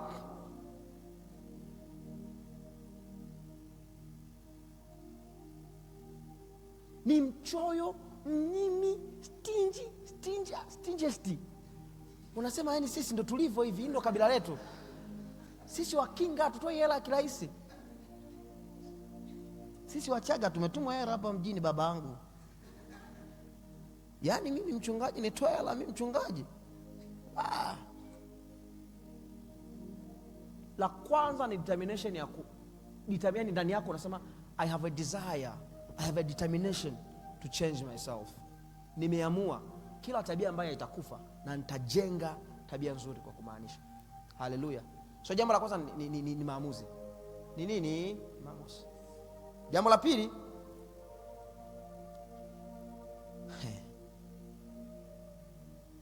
identify all negative characters in your life. Jichunguze na uangalie tabia zote mbaya ambazo uzitaki kwenye maisha yako. Chunguza tabia zote mbaya ambazo uzitaki kuwa kwenye maisha yako. Na kwenye kujichunguza hapa kuna makundi mawili. Point, yani identify all negative character au bad character ambazo uzitaki. Ukinielewa hapa ndo kiini cha somo. Yani kuongea yote niloongea nataka nikufundishe haya. Umenielewa eh? Umenielewa? Sema Baba, katika jina la Yesu ninapokea nuru ya kuelewa katika jina la Yesu. So identify au jiambie au gundua zile tabia mbaya zote ambazo zitaki. Na kuna namna mbili ya kujua tabia mbaya ambazo unazo. Jambo la kwanza ni kujiambia tu ukweli mwenyewe. Kuna tabia uhitaji mtu akwambie wewe unazijua. Maana kuna watu wanasema baba kama kuna tabia mbaya niambie. Hakuna cha baba, wewe unajua, wewe hujui tabia mbaya. Wewe una tamaa ya macho hujijui. Wewe hujijui wewe. Kila dada ukimwona mvaa kuna ramafani unateseka, yani unasema wewe unahisi kama ni jambo la kawaida hilo. Wewe hujijui.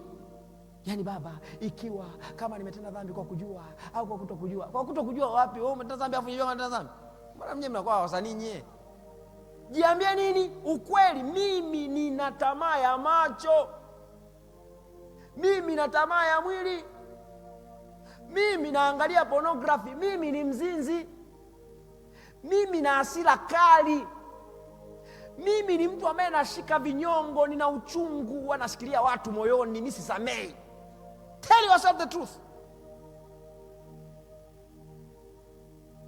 Zaburi ya 51 mstari wa 6 anasema, tena wapendezwa na kweli iliyoko moyoni. Kwa mwazi. Kuna mtu mmoja mfano wake sio mzuri, lakini nilimpenda kwa sababu ile jamaa alikuwa linajijua tabia lilonayo. Luka 18 mstari wa 1 mpaka wa 4. Kuna mwamba mmoja alisema kabisa, ijapokuwa simchi Mungu wala sijali watu. Yaani jamaa linajijua, mimi simchi Mungu na watu sijali. Wala hajambii uongo. Mimi bwana, mimi kuhusu mambo ya Mungu hamna bwana, mimi Mungu hamna.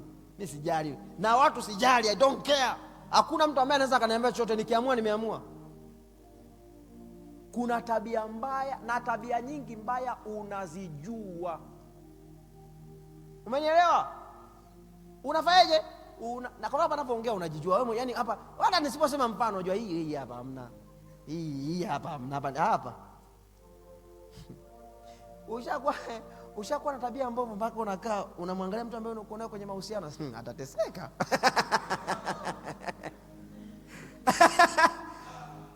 Kinio atateseka au kaka? Au dada atateseka? Au unakuta anakusifia, yani mimi sijaona mtu kama wewe, you are God gift to me.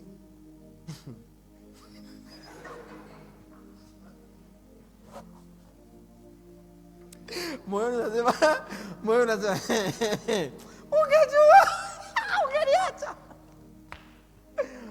ungeniacha wewe. Haleluya. Pastor anafundisha huko somo gani? Somo linaitwa patience, uvumilivu. Tafadhali lazima uwepo kwenye hili somo, ni muhimu. Hili somo ni muhimu sana, ni muhimu sana, uvumilivu. Kumbe unampanga ili ajiandae kufanyaje? Kukuvumilia.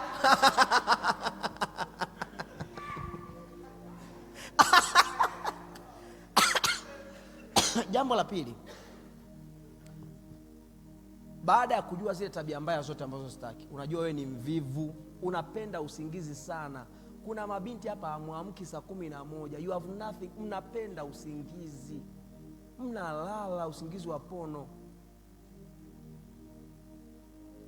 Kuna binti hapa anaamka saa 4, anachuo huyo.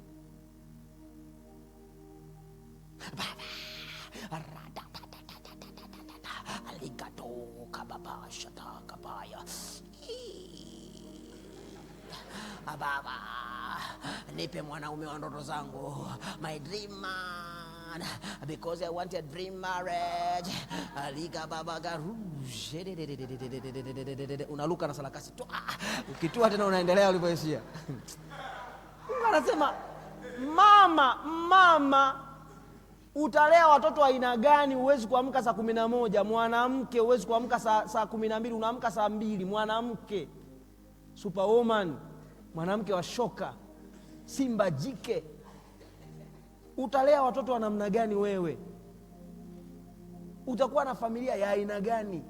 Unaamka saa 2. Baba mimi ndo nimelelewa hivyo. Ni kweli umelelewa hivyo, tumekubaliana. Matabia mengine umeyatoa kwenye familia yako, ila kuendelea nayo ni maamuzi yako. Ni wana wazumu. Kuna siku niliingia kwenye sasa hivi hawa vijana wako serious na maisha. Wanawake hao, jeshi kubwa, wanawake waombolezao. Jipige kifua mwanamke mmoja. Jipige kifua mwanamke mmoja. Vipi, mbona mnaangalia? Sema mimi ni mwanamke wa shoka, mwanamke mwombaji, gatekeeper, watchman wa familia yangu, wa ndoa yangu. After mkono unaamka saa 2, watchman, gatekeeper saa 2. Yani baba wewe useme hivyo, mimi nimechelewa kulala. Ulichoka? Nilikuwa naangalia movie. Baada ya zile tabia za kujua, ukitaka Mungu akutumie, hatua ya pili ya kujua tabia mbaya ni kumuuliza Roho Mtakatifu. mwambie Roho Mtakatifu, nifunue mimi kwa mimi, nionyeshe tabia mbaya ambazo hutaki niwe nazo.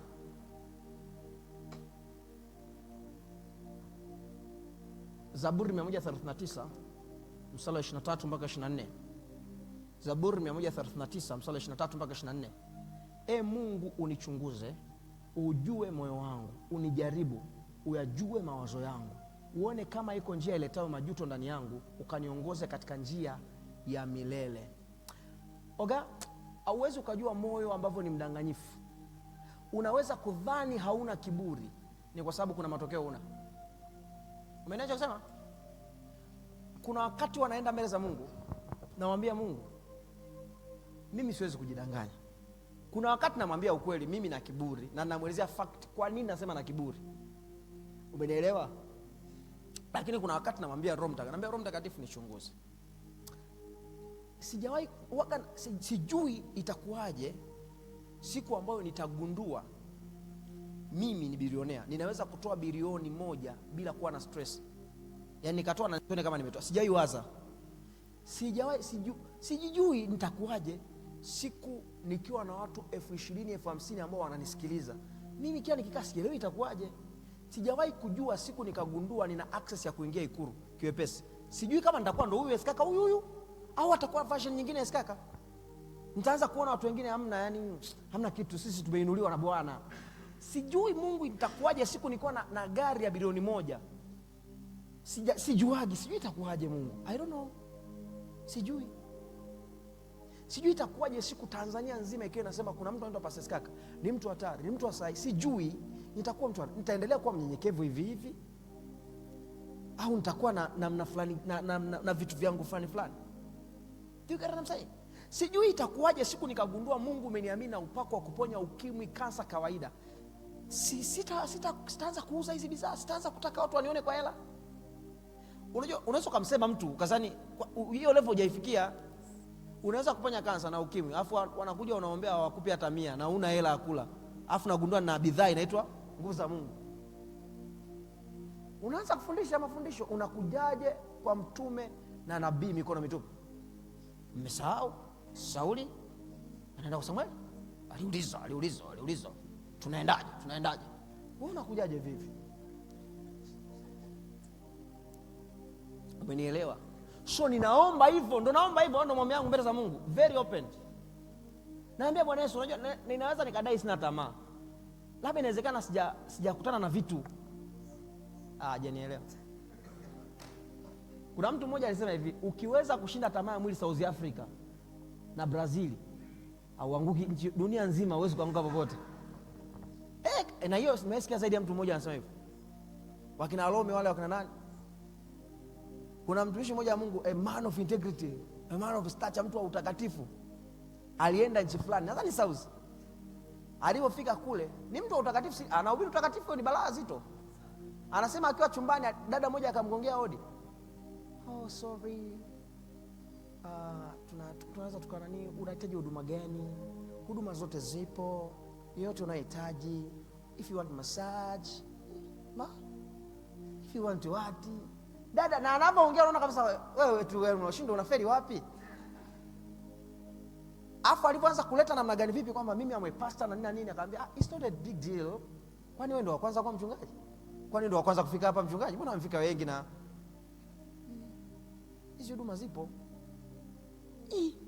Jamaa anakuambia ni kama nikaanza kulegea. Nikaanza kuona kama anakwambia, akafunga mlango, akampigia simu mwamba wake mmoja, blaza deliver me, niombe omba. Wewe utakuja kusimulia baadaye. Sasa hivi omba tang piga tang tu wewe. Tang zinajua cha kufanya, wewe piga tang tu. Akakana rado bahatu zadeba katua katia kata. Akapiga tangi akarudi kwenye hali yake. Anasema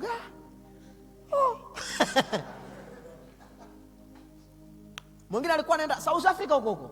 Anaenda. Akataka kuondoka, Mungu akamwambia usiende peke yako, nenda na mke wako. Sio kaida yake kutembea na mke wake. Akamtii Mungu, akamchukua mke wake akaenda. Anasema siku wanafika wanapokelewa, hakuna mwanaume aliyekuja kumpokea, ni watoto tu. Nimekuja kwenye huduma au kuhudumiwa?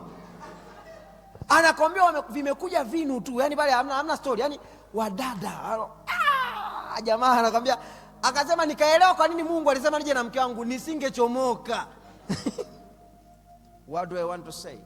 Unaweza kudhani huna tamaa ya macho, ila ni kwa sababu hujakutana na mazingira yanayokusababisha hiyo tamaa yako iinuke. Do you get what I'm saying? Nilikuwa naongea na siku moja na mtumishi wa Mungu, Pastor Emmanuel Mahenge, doctor yule wa Most. Piga story mbili tatu. Anasema siku moja kuna binti mmoja alikuwa amefeli somo lake. Na yule binti akaja kwa lecture. Akafika pale akamwambia, lecture, nimekuja. Kuna nini? Maana nimefeli somo lako. Akamwambia, okay, sawa, hamna shida. Sikuna sapu au? Utakuja kusapua. Anaambia, sawa, I can give you anything. Wewe mimi naomba tu nisaidie, unibadilishie tu matokeo, yani saa. Sasa mbona sielewi? Mimi tu chochote tu saa, yani saa. Mimi wewe chochote tu, yani mimi saa, yani hii chochote mbona sio ya hela hii? Hii sio hela hii. Chochote au dada sio ya hela, huyu ana hela. Hii chochote manake asema dada akaanza kuleta maneno fulani kwamba nataka kulala na wewe ila unifaulishe. So that's man is a man of God. Akamwambia, wewe mtoto sikiliza, kaa hapo kwanza chini. Sasa nikaanza kumhubiria. Sema wewe ni mjinga. Unataka kupoteza thamani ya mwili wako kwa sababu ya si. Akampiga na akamwambia, utakuja kufanya mtihani na nitakusaishia kutegeana ulivyofanya. Point ya msingi ni nini? Je, Ashumu ni lecture ambaye karata yake sio nzuri na hakuwahi kujichunguza kama ana tabia. Chapa angekimbia angefunga mlango, amefunga mlango kwanza. Amemaliza. Do you get what I'm saying? Ndio maana ni muhimu sana kwenda mbele za Mungu, mwambie Mungu, chunguza moyo wangu. Kama kuna tabia yoyote ambayo itakuja kuniangusha, kama kuna tabia yoyote ambayo mimi siijui lakini wewe unaijua, chunguza moyo wangu. Do you get what I'm saying? Yes. Na ninaposema mambo haya tafsiri yake ni kwamba haya mambo ni ya kukaa chini unaandika kama tabia mbaya ambayo unaandika. Sasa sitaki kiburi, unaandika sio tu kama yani unajua, unaandika. Mungu akikuchunguza, andika tabia zote nini mbaya. That's number 1. Hallelujah. Number 2, andika aina zote za tabia njema unazotaka kujenga part time. Andika zijue, yani unataka tabia gani? Nataka unyenyekevu, nataka upole, nataka sui kiasi, nataka nini? Vyovyote wewe andika, tena na zenyewe ziandike. Haleluya. Haleluya. Umechoka au? Namalizia. Jambo la 4. Wow, nakaribia kumaliza. Kumbuka nimesema unaandika tabia mbaya zote. Namba 1 nilisema ni maamuzi. Namba 2 nikasema tabia mbaya zote. Namba 3 tabia nzuri zote. Si ndio hivyo? Namba 4 sema kwenye kila aina ya tabia ambayo umeandika tafutia maandiko yake. Tafuta tu maandiko. Asila ukaa kifuani kwa mpumbavu. Tafuta maandiko. Kiburi huja kabla ya anguko. Tafuta maandiko.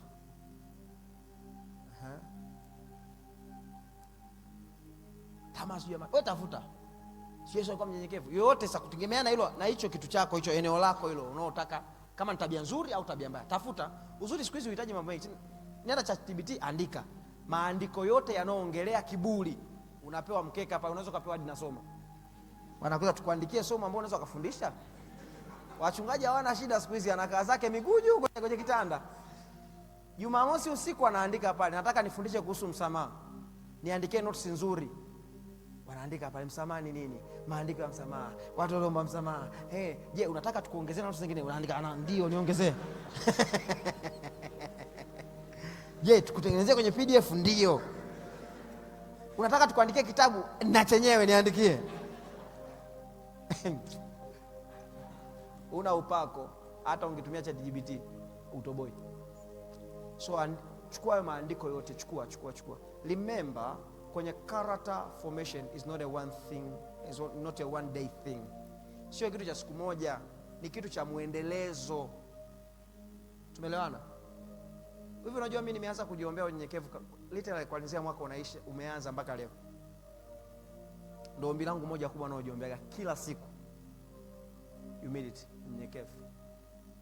Kwa sababu ninaona kabisa kama wingu kama mkono hivi hapa mbele, tunaangalia hapa mbele naona kama kuna kitu kitatokea hapa sio muda mrefu. Sasa nikisipokuwa mnyenyekevu, naanza kiburi, naanza maneno. Unajua sisi tulioitwa msai, kumbe ni neema. Do you get what I'm saying? Tafuta maandiko ya kila jambo. Tumeelewana? Sasa sio unaanza kuombea, naomba unyenyekevu, naomba unaenda moja moja, usikimbie ukimbizana na mtu. Hata kama ukiomba mwaka mzima umejifanyia muujiza mkubwa sana. Do you get what I'm saying? Wow, nakaribia kumaliza. Jambo la 5. Sasa sema wow, mjitahidi, mmevumilia. Kama ni tabia mbaya, kama ni tabia nini mbaya, unashughulika nayo kwa namna gani? Umeshaandika tabia yako hiyo mbaya, umeandika na maandiko yanaongelea tabia mbaya, unashughulika nayo kwa namna gani? Namna ya kwanza, shughulika kwenye maombi. Nini? Hujaelewa? Umeshaandika ile maandiko kwamba yani umeshaandika maandiko. Yaani maandiko ni kwamba si umekuwa na maamuzi, nataka kubadilika. Ya pili tumesema nini? Unaandika tabia mbaya. Sawa? Ya 3, tabia njema. Ya 4, kwenye kila tabia iwe nzuri au mbaya, tafuta maandiko yanayoongelea hiyo tabia. Hapo umenielewa? Umeshaelewa? Sasa umeshaandika, ndio tunaanza kushughulika sasa. Kwa mfano, umesema labda nini mfano? Asila mfano. Labda hasila. Na hasila ambayo mimi kwa kweli naona kama inanitawala, nitakiwa mimi ni control. Unaenda kutafuta maandiko yake hiyo hasila. Sawa? Umeshaandika hasila ukaa kifani kwa mpumbavu. Sio hasila mwanadamu haitendi haki. Sio nini? Zipo hasila nyingi. Mifano ya watu waliokuwa na hasila. Hivyo unaandika unayo. Nataka sasa kushughulika na nini? Na hasila. Mmenisikia hapo vizuri? Namalizia mnielewe. Hapo ndo kiini cha somo la leo. Mengine yao nilikuwa nafanya kuvuta ili kuleta hapa. Hasila. Umeshaandika maandiko yako ya kutosha. Sasa nataka nishughulike na hasila labda wiki hii, wiki 2. Nitategemeana umesema kwa mfungo, si kwa nini? Wewe ni wewe sasa utaamua mwenyewe. Ndio get what I'm saying? Kwa mfungo, kwa maombi, kwa nini utajua mwenyewe. Utegemeana hiyo tabia unataka ife kwa namna gani. Tamaa, tuseme hasila. Ukisha andika ile maandiko, unachokifuata namna ya kwanza, nenda kashughulike na roho iliyo nyuma ya hiyo hasila. Nikisema umenielewa? Kwa sababu kabla ya kuwa tabia, in the spirit.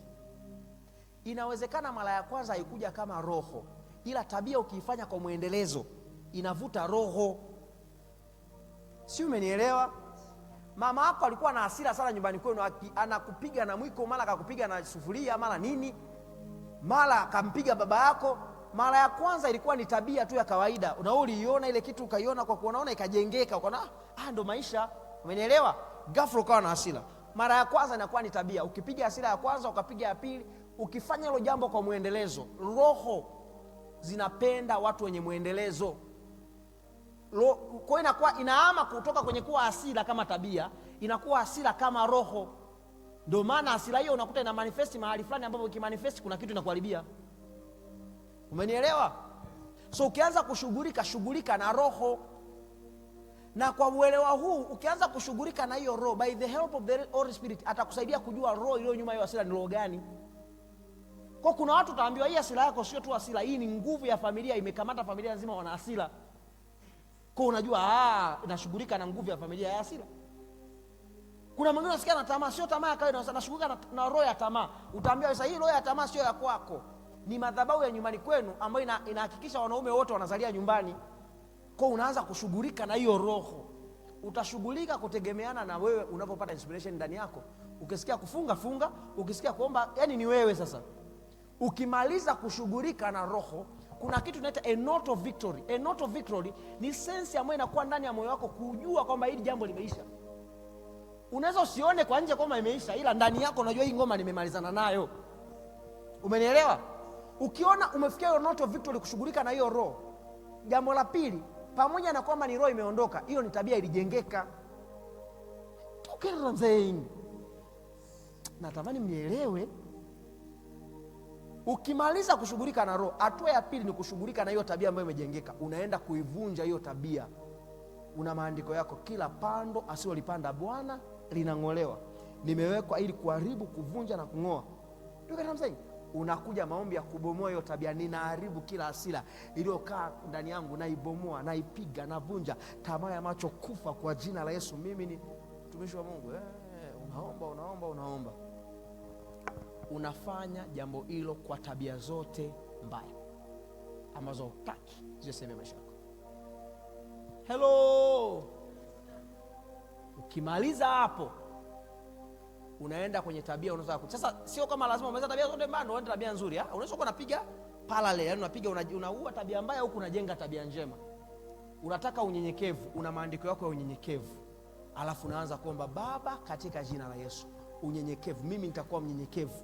Unyenyekevu utakuwa na mimi katika jina la Yesu. Ninaamuru unyenyekevu ukae pamoja na upole, kiasi. Mimi sitatembea kwenye tamaa ya macho kwa jina la Yesu.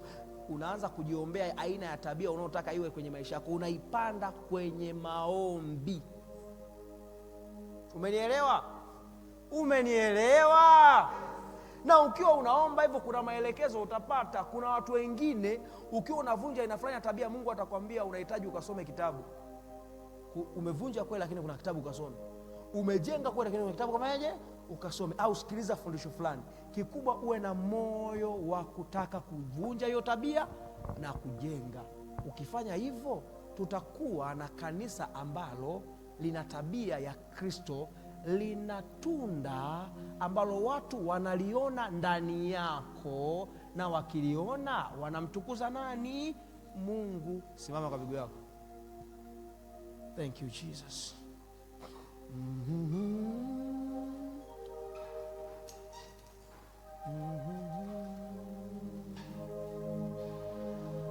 Unajiombea hiyo tabia, mwambie Mungu, naomba unijenge tabia.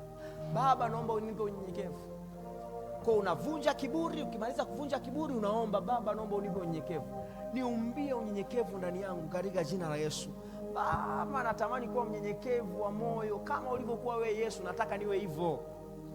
Baba, nisaidie niwe mpole. Baba, nipe kinywa, nipe usemi, nisiwe mtu ambaye naongea maneno makali. Niwe naongea maneno yaliyokolea chumvi, yaliyojaa munyu, maneno yenye neema. Nikiongea watu wanifurahie, sio nikiongea ninachana mioyo ya watu. Baba, nisaidie. Unasema mwanamke mgomvi ni heri kukaa juu ya dari kuliko kukaa juu ya mwanamke mgomvi. Baba, mimi ni mgomvi. Hii tabia ya ugomvi naivunja kwa jina la Yesu. We roho ulio nyuma ugomvi na kuharibu katika jina la Yesu. Mimi sio mgonjwa, mimi ni mwana wa Mungu. Mimi ni kama Kristo, jinsi yeye alivyo sasa ndo ndivyo mimi. Yesu sio mgomvi, hawezi kuwa mgomvi. Ninaamuru kwa jina la Yesu, mimi ni mtu mwanana, roho ya utulivu, roho ya upole kwa jina la Yesu, kwa jina la Yesu. Unajiombea. Ukifanikiwa kujenga tabia yako, maombi mengi hayatakuwa maombi. Utapokea hivyo vitu kama matokeo ya kujenga nini? Tabia. Umenielewa? Nataka tujiombee prayer point mbili. Maombi yangu yafike kwako, moyo ulio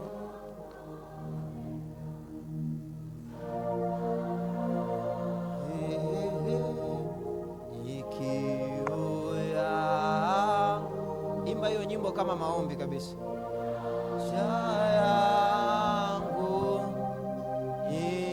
Fanane nawe,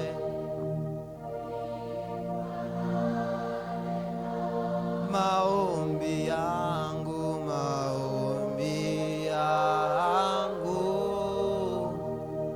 yafike kwako, moyo uliopondeka utadhani kiu yangu, haja yangu ifanane nawe.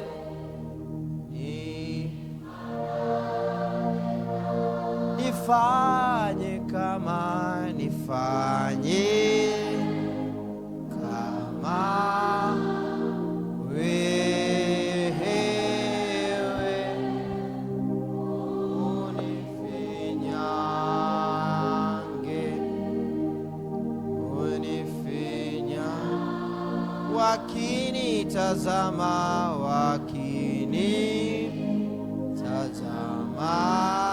wakuone wewe,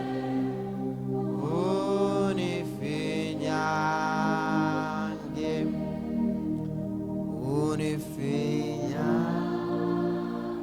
Sema Baba, katika jina la Yesu, moyo wangu uko wazi mbele zako. Chunguza moyo wangu, kila tabia inayonizuia kutembea na wewe, katika jina la Yesu. Bwana Yesu, kila tabia isiyokuwakilisha wewe kwenye maisha yangu, ninakusihi Bwana Yesu, ukanichonge na kunifinyanga kwa jina la Yesu,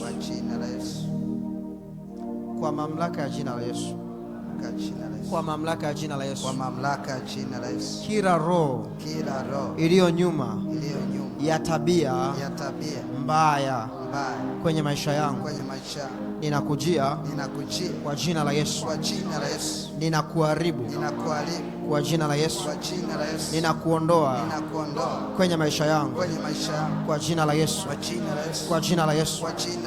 Imeandikwa, kila pando asilolipanda Bwana litang'olewa. Asubuhi ya leo ninang'oa